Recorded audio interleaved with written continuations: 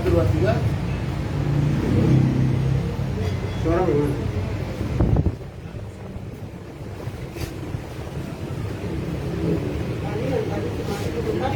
Ada. Coba.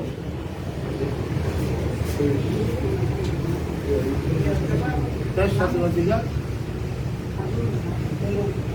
Tes. Jangan korek.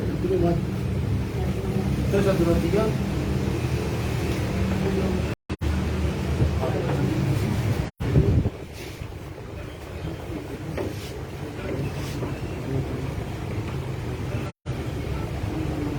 Oke, selamat siang para pemirsa dan juga rekan-rekan mahasiswa yang hadir di kantor LBH Papua. Pada siang hari ini kami akan melakukan konferensi pers dengan tema mahasiswa Simapitoa menuntut Polda Papua dan Komnas HAM Republik Indonesia segera melakukan investigasi atas kasus penembakan terhadap Julianus Tebay dan kawan-kawan di Mapia, Kabupaten Dogiai. Pada siang hari ini saya Emmanuel Tebay Direktur LBH Papua sekaligus sebagai koordinator mitigasi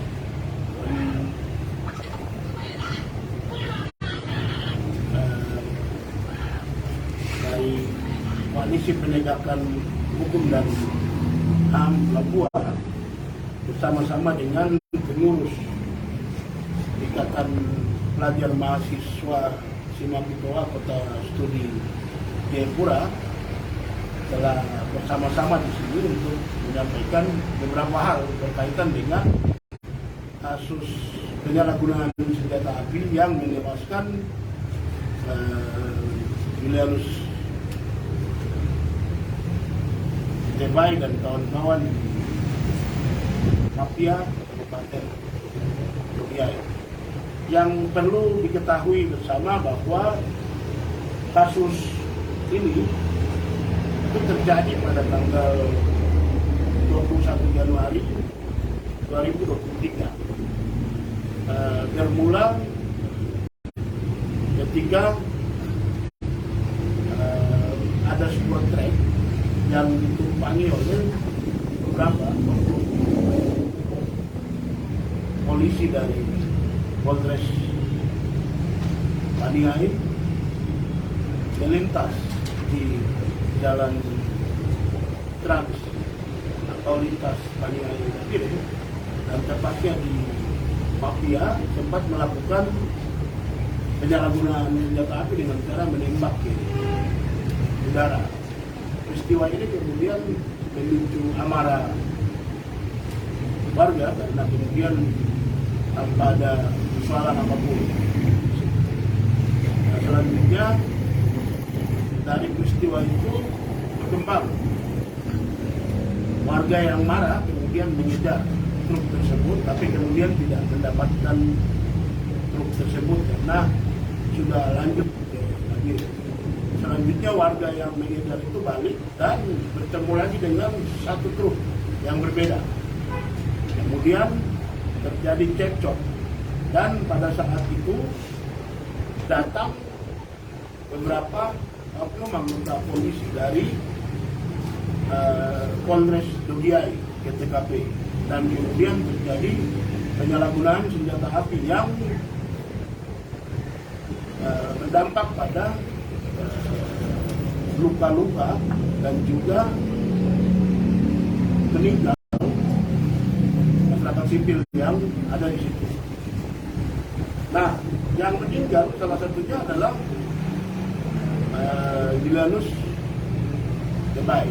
Sementara yang luka-luka salah satunya adalah Vincent Dogomo. Vincent Dogomo yang luka-luka ini karena tidak tertolong kemudian baru saja meninggal di bulan Februari tanggal 19. Atas peristiwa tersebut khusus bagi 3 orang oknum anggota Polres Labire sudah diamankan oleh Polres Labire dan sudah dilakukan pemeriksaan.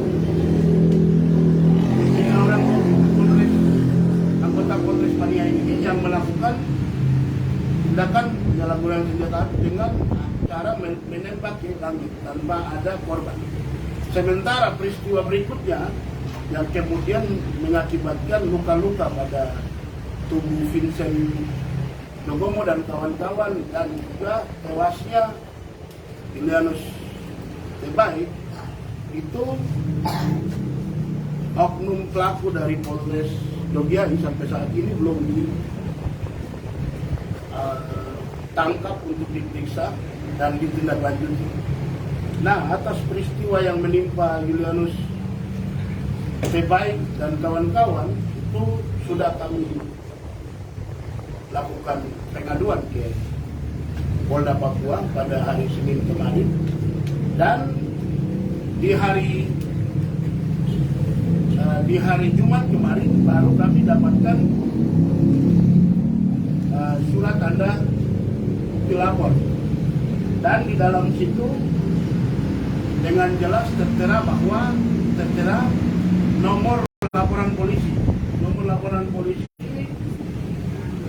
yaitu LP-B-B-13-Romawi 3-2023-SPKT- Polda Papua tanggal 3 Maret 2023. Itu artinya atas kasus penyalahgunaan senjata api yang kemudian menewaskan Julianus Tebay dan juga mengakibatkan luka-luka pada beberapa masyarakat sipil, salah satunya Vincent Dogomo yang kemudian meninggal pada tanggal 11 Februari 2023, itu sudah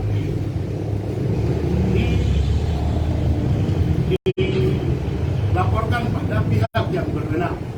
Selanjutnya warga dan juga keluarga korban menunggu agar penegakan hukum atas kasus ini dapat dilakukan secara profesional agar kemudian dapat memberikan hak atas keadilan bagi korban dan juga keluarga korban. Nah, itu mungkin sebagai pembuka dalam konferensi pers ini. Selanjutnya saya akan memberikan kesempatan kepada perwakilan dari pelajar mahasiswa Simapitoa untuk menyampaikan beberapa hal yang kemudian menjadi temuan serta sikap mereka. Selanjutnya saya berikan kesempatan.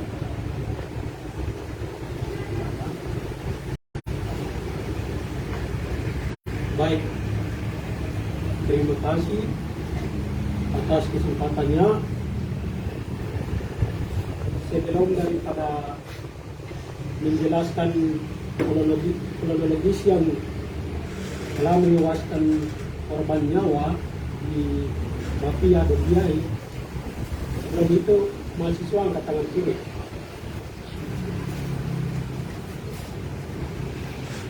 RPMP Simapitoa, RPMP Simapitoa, mahasiswa. Baik, terima kasih atas penembakan ini. Sebelum daripada penjelasan, saya perkenalkan diri. Bernama Jonas Makai. Saya kuliah di UNCEM.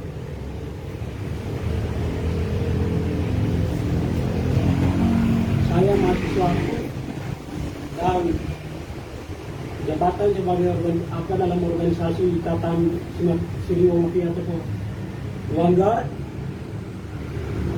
dan Biro Hukum dan HAM menyampaikan bahwa terjadi kronologi singkat yang terjadi di mafia pada saat tanggal 21 Januari 2023 setelah terjadi penembakan yang dilakukan oleh oknum polisi yang menewaskan korban nyawa atas nama William Esteban, bahwa terjadi di antara Kabupaten Nabire bersamaan dengan Kabupaten Lugiai. Itu merupakan terus kemudian insiden itu terjadi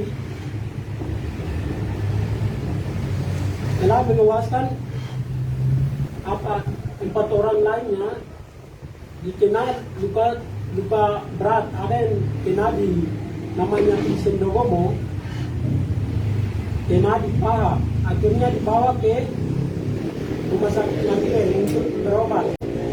Namun berjalan waktu, korban tersebut telah meninggal dunia pada tanggal 19 Februari 2023.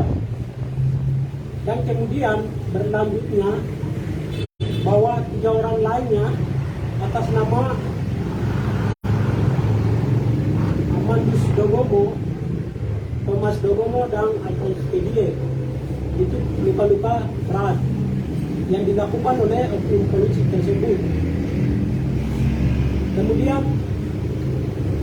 daripada itu, jelasnya bahwa segera melalui tim pasus yang sudah dilakukan oleh masyarakat Mapia, bahwa segera tindak lanjuti mengangkut dengan penembakan yang terjadi di Mapia, karena itu mengakibatkan korban nyawa yang terjadi di Mapia tersebut. Mungkin itu yang desakannya nanti akan dijelaskan oleh teman saya. Sekian dan terima kasih. Oke, selanjutnya masih akan ditambahkan oleh pengurus Ikatan Pelajar Mahasiswa Sumatera. Untuk selanjutnya saya persilakan. Oke, terima kasih. Selamat siang. Pertama-tama perkenalkan nama saya Menurut Magai. Saya kuliah di STMK Tunggal Mandiri. Di sini saya akan menjelaskan terkait penembakan yang terjadi di wilayah Mapia, Kabupaten Lugiai.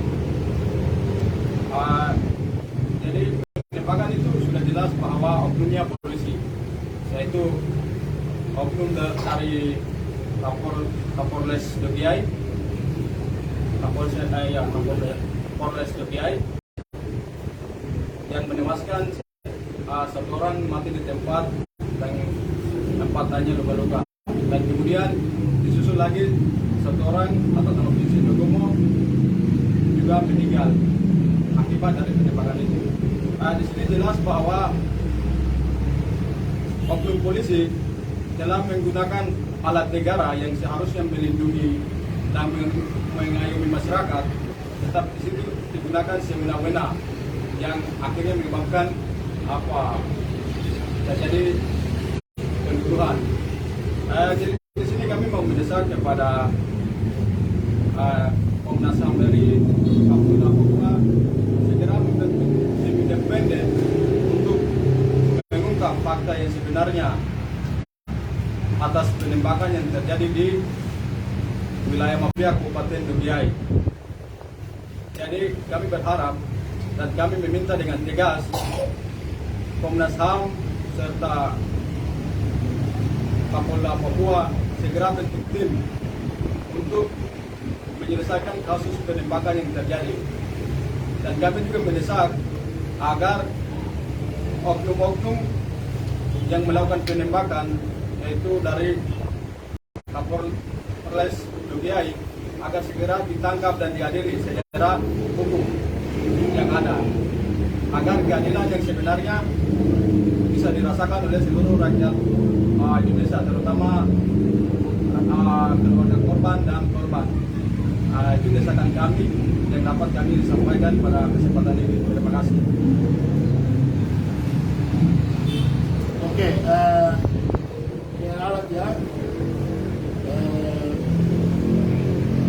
ini adalah oknum Polres Rugiai yang diduga melakukan penyalahgunaan senjata api atau pembunuhan atau penembakan yang menewaskan William Stukai dan juga beberapa masyarakat sipil, salah satunya Vincent Nogomo yang kemudian meninggal dunia. Ada beberapa hal yang penting saya sampaikan dalam konferensi pers ini. Yang pertama yaitu laporan kami ke Polda Papua itu kami laporkan 2 temuan pelanggaran hukum. Yang pertama berkaitan dengan kasus pembunuhan, bagaimana diatur pada pasal 338 KUHP. Yang berikutnya itu berkaitan dengan fakta penyalahgunaan senjata api atau pelanggaran pasal 1 Undang-Undang Darurat nomor 12 tahun 1951. Nah, berkaitan dengan penyalahgunaan senjata api sebagaimana diatur dalam Undang-Undang Darurat nomor 12 tahun 1951, ini yang perlu saya jelaskan sedikit. Yang pertama, aparat keamanan dalam hal ini polisi maupun juga TNI itu sekalipun diberikan kewenangan untuk menggunakan atau bahkan memegang senjata api, tetapi ada protap-protapnya yang diatur. Sebagai contoh, dalam tubuh institusi kepolisian itu ada peraturan Kapolri nomor 1 tahun 2022 itu mengatur tentang penggunaan senjata api. Nah, sementara di dalam redaksi pasal 1 Undang-Undang Darurat nomor 12 tahun 1951 itu juga mengatur tentang menggunakan senjata api, salah satu frasa dalam unsur-unsur pasal 1. Jadi apabila si oknum anggota polisi atau oknum anggota TNI itu menggunakan senjata api yang mengerahkan pada masyarakat, maka itu masuk dalam temuan pelanggaran satu unsur dalam pasal 1 Undang-Undang Darurat nomor 12 tahun 1951. Saya beberapa hari waktu ke Polda sempat mendapatkan informasi terkait itu adalah pelanggaran etik. Saya pikir itu adalah pernyataan ataupun pengetahuan yang keliru tentang Undang-Undang Darurat nomor 12 tahun 1951. Keliru yang saya maksudkan karena sekalipun oknum anggota aparat keamanan diberikan kewenangan, tapi ada aturan teknisnya. Apabila faktanya adalah tindakan di luar itu, berarti kan kembali ke aturan umumnya, yaitu Undang-Undang Darurat nomor 12 tahun 1951. Jadi keliru kalau kemudian diartikan itu adalah pelanggaran Peraturan Kapolri nomor 1 tahun 2022. Kalau kemudian diartikan itu adalah pelanggaran kode etik atau mungkin peraturan internal kepolisian sebagaimana diatur pada Perkap nomor 1 tahun 2022, nanti kan akan muncul fakta diskriminasi dalam penegakan Undang-Undang Darurat nomor 12 tahun 1951. Ada beberapa klien kami yang divonis karena melanggar Undang-Undang Darurat dalam kasus temuan amunisi maupun senjata api, itu diproses sampai hukumannya ada yang 5 tahun, 10 tahun, sampai 11 tahun. Terus kalau ada aparat keamanan yang melakukan penyalahgunaan senjata api tidak diproses melakukan diskriminasi dalam penegakan Undang-Undang Darurat nomor 12 tahun 1951. Jadi saya pikir pengetahuan tentang oknum aparat berwenang pegang senjata, kalau kemudian dia melakukan penyalahgunaan senjata api akan diproses secara etik, itu pikiran yang salah. Dan itu justru akan kemudian menghadapkan kami pada fakta diskriminasi dalam penegakan Undang-Undang Darurat nomor 12 tahun 1951. Kan sayang masyarakat sipil yang ditemukan memegang amunisi diproses dengan undang-undang tersebut, tapi ada oknum anggota aparat keamanan yang menyalahgunakan tidak diproses dengan undang-undang darurat. Ini kan miris dalam konteks Indonesia sebagai negara hukum sesuai dengan pasal 1 ayat 3 Undang-Undang Dasar 1945. Nah, Papua, wilayah Provinsi Papua yang juga tunduk pada undang-undang yang sama, semestinya Undang-Undang Dasar 1945 yang sama, semestinya Undang-Undang Darurat itu diberlakukan baik kepada masyarakat sipil dan juga oknum aparat keamanan yang melakukan penyalahgunaan senjata api. Karena di dalam salah satu unsur pasal 1 itu menyebutkan menggunakan. Artinya kalau menggunakan tidak sesuai dengan peraturan Kapolri tentang protap, tentang senjata api dan protap penggunaannya, maka otomatis dia harus diproses dong dengan Undang-Undang Darurat nomor 12 tahun 1951. Ini yang saya pikir penting, dan fakta yang dialami oleh Julianus Tebay dan kawan-kawan ini kemudian menjadi fakta yang kami menantang Pak Kapolda untuk bisa kemudian menegakkan undang-undang darurat kepada oknum anggota polisi yang telah jelas-jelas melakukan penyalahgunaan senjata api untuk diproses menggunakan mekanisme hukum yang berlaku di negara ini. Dan itu harapan kami itu sudah dibuktikan dengan adanya laporan polisi yang sudah kita laporkan pada tanggal 3 Maret 2023 kemarin. Terlepas dari itu, karena kemudian kasus ini juga sudah diadukan ke Komnas HAM Perwakilan Papua dan juga Komnas HAM RI di pusat di Jakarta, maka kami juga tegaskan kepada Komnas HAM untuk segera menggunakan kewenangan yang ada dalam pasal 83 ayat 3 huruf B Undang-Undang nomor 39 tahun 99 tentang hak asasi manusia. Ini semata-mata kami minta dan kami desak untuk kemudian menjawab hak atas keadilan dari korban penyalahgunaan senjata api, baik yang meninggal maupun juga yang masih hidup serta yang luka-luka tapi kemudian meninggal. Saya pikir alasan-alasan yang berkaitan dengan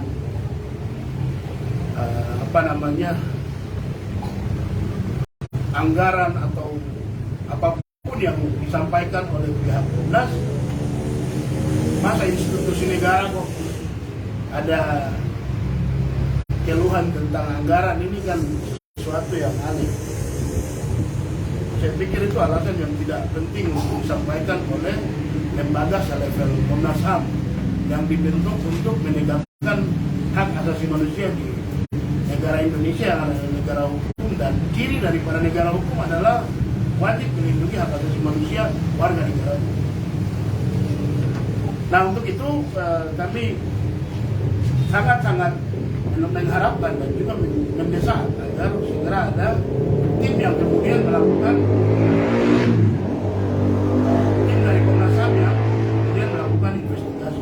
Terlepas dari itu, mungkin melalui konferensi pers ini juga, karena sudah ada laporan polisi, saya minta kepada Ketua Lembaga Perlindungan Saksi dan Korban di Jakarta untuk segera membentuk tim agar kemudian bisa memberikan upaya perlindungan kepada korban dan saksi dalam kasus penyalahgunaan senjata api yang menewaskan Julianus Kebaik dan juga beberapa masyarakat sipil di Mapia Rubiai. Berkaitan dengan hal-hal administrasi seperti pengaduan akan kami kirimkan ke LPSK, Lembaga Perlindungan Saksi dan Korban Republik Indonesia, agar kemudian bisa menjalankan tugasnya dalam konteks melindungi saksi dan korban dalam kasus penembakan atau penyalahgunaan senjata api yang menewaskan Julianus Kebaik dan juga Vincent serta beberapa masyarakat sipil yang luka-luka. Mungkin itu yang bisa saya tambahkan. Selanjutnya saya berikan kesempatan kepada rekan-rekan wartawan yang hadir di sini apabila ingin bertanya, silakan. Apakah soal tadi laporan polisi apakah tindak lanjutnya hasilnya dalam laporan itu atau ada lagi? Oke. Yang kami pegang di sini adalah surat tanda bukti lapor ya, yang mana di dalam surat ini menyebutkan atas LP tersebut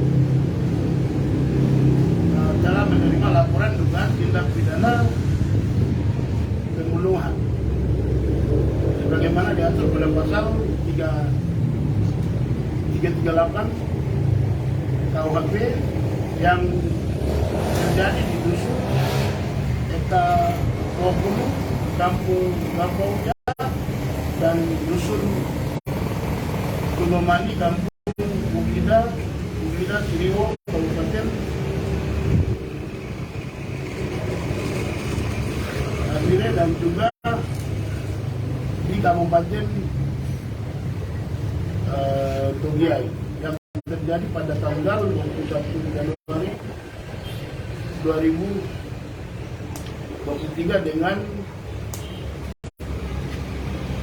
2023. Itu yang kemudian tertulis dalam surat tanda bukti lapor ini. Berkaitan dengan yang ditanya, itu ada mekanisme di internal kepolisian yang mana mekanisme itu jelas diatur dalam Undang-Undang Nomor 8 tahun 1981 tentang hukum acara pidana. Jadi satu laporan itu masuk, mereka akan BAP atau memeriksa, buat berita acara pemeriksaan bagi saksi pelapor. Itu sudah kemarin dilakukan. Selanjutnya nanti mereka akan naikkan ke atasan, dalam hal ini reskrim, di reskrim untuk kemudian dibedah dan akan ditunjuk tim. Itu mekanisme yang ada dalam Undang-Undang Nomor 8 tahun 1981 tentang hukum acara pidana. Nah, harapannya adalah karena laporan ini kita laporkan ke Polda, maka tim investigasi yang diturunkan itu dari Polda juga, agar kemudian sesuai dengan laporan yang kami berikan. Kami harap juga untuk tidak ada kita laporkan di Polda Papua kemudian akan dilimpahkan ke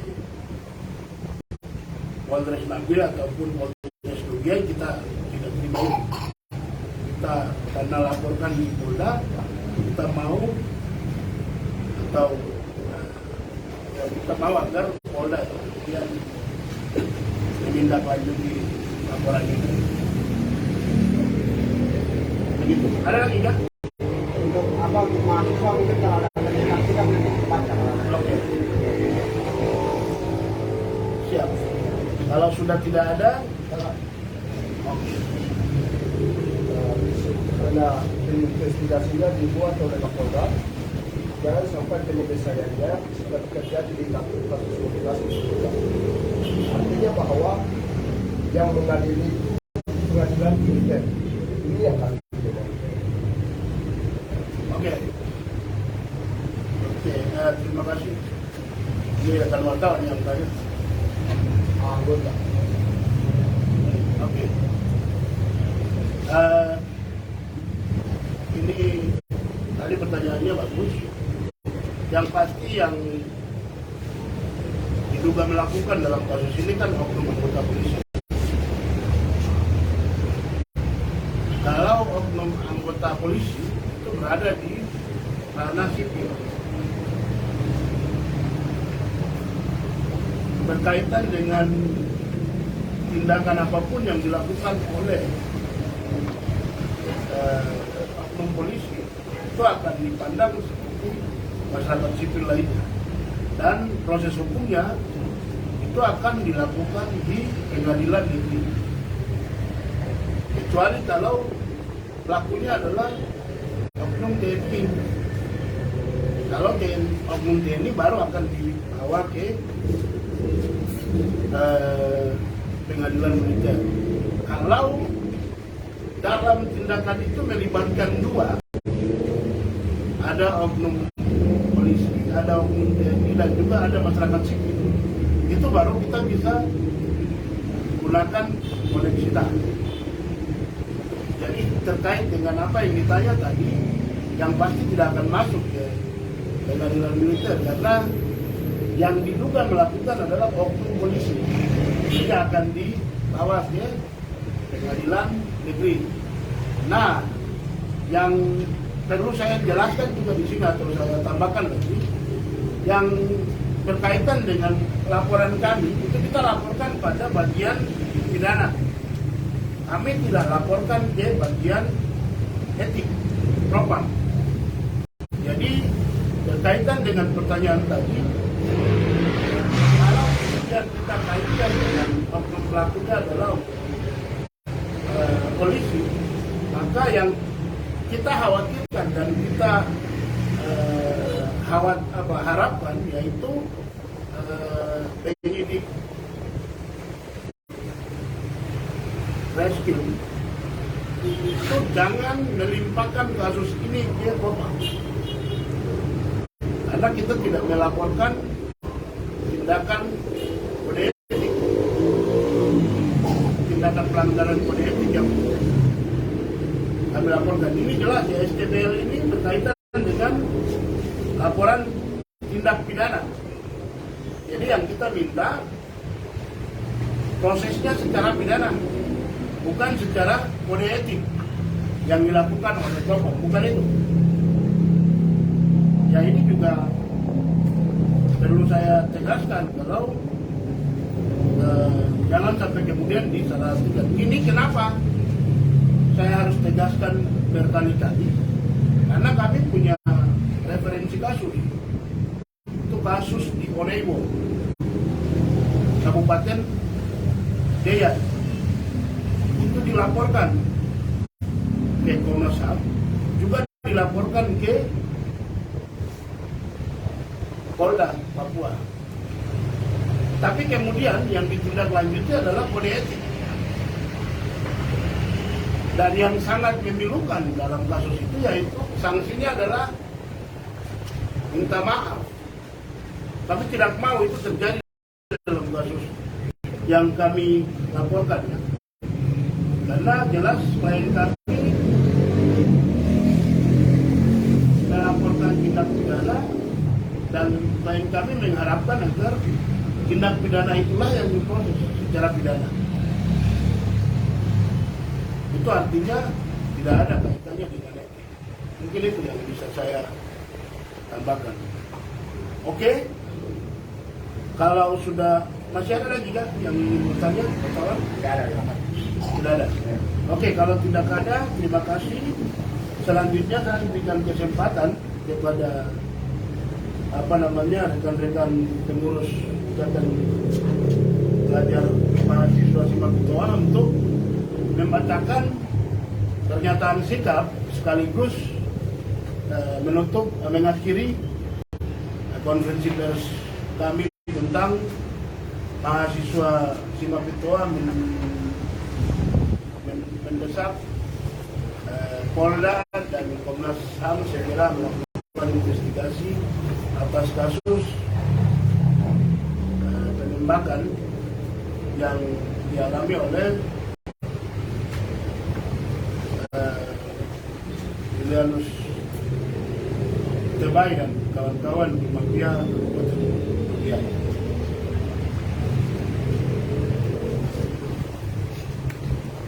Baik, terima kasih. Sebelum daripada kita tutup rangkaian, apa yang menjadi sikap kami pelajar seluruh mafia atau pelanggar, kami akan rangkaian dan kami bacakan.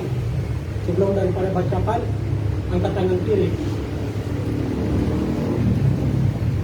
RPM Mapitoa, RPM Mapitoa, RPM Mapitoa, mahasiswa, mahasiswa, mahasiswa.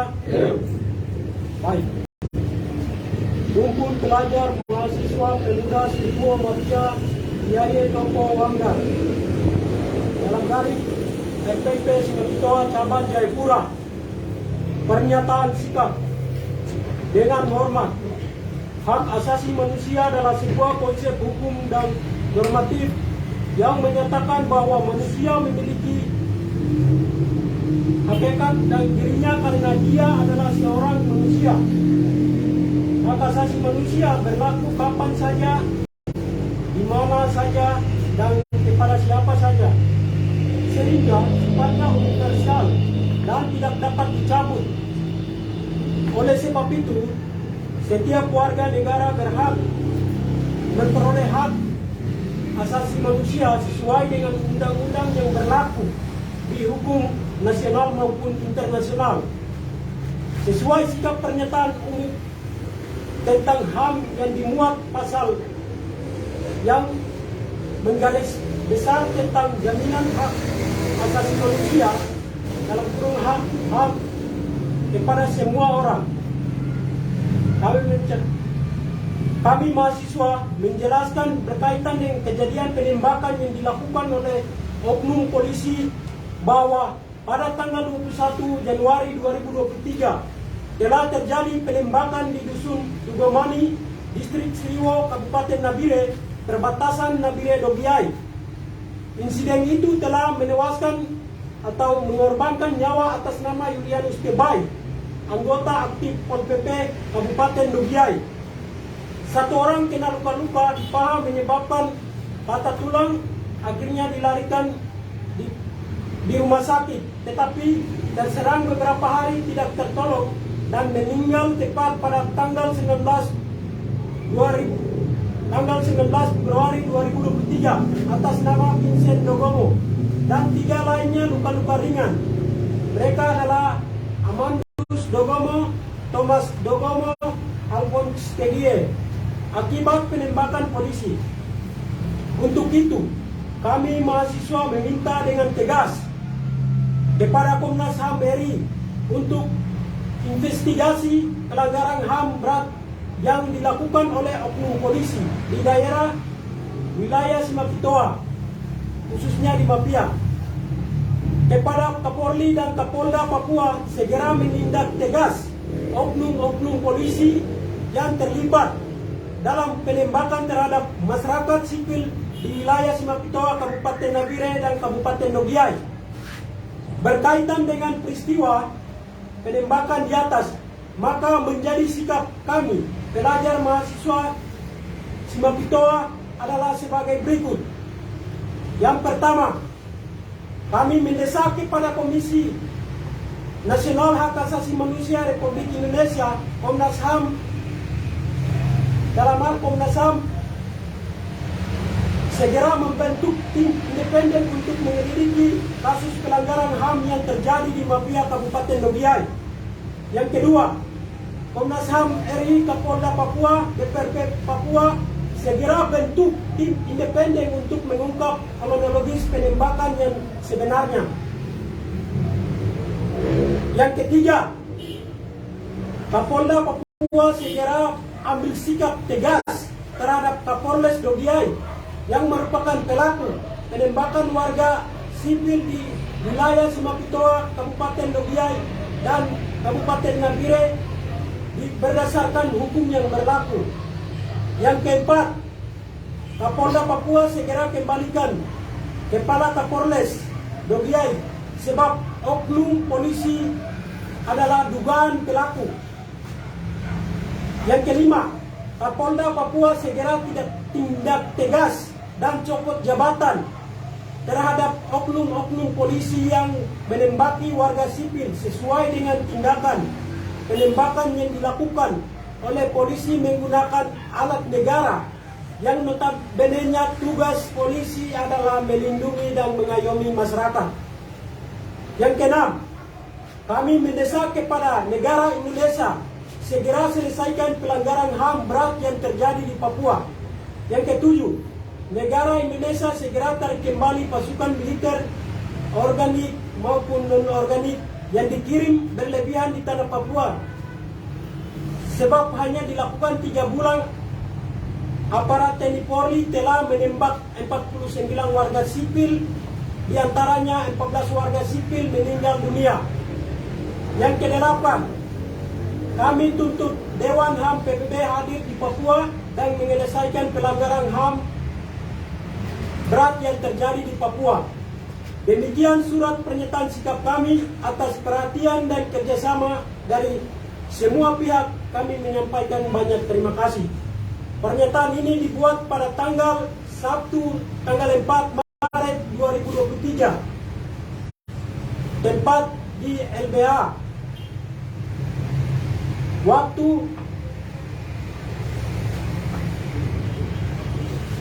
mengetahui Badan Pengurus RPMP Simapitoa, Jayapura, Ketua Kaleb Mote,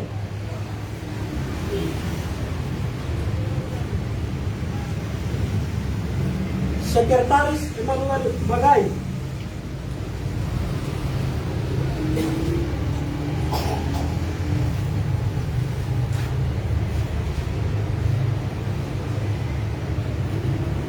baik, sekian dari pernyataan sikap kami.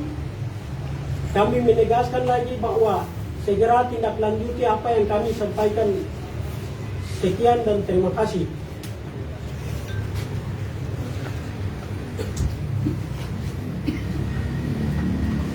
Oke, itu tadi konferensi pers kita yang sudah disampaikan.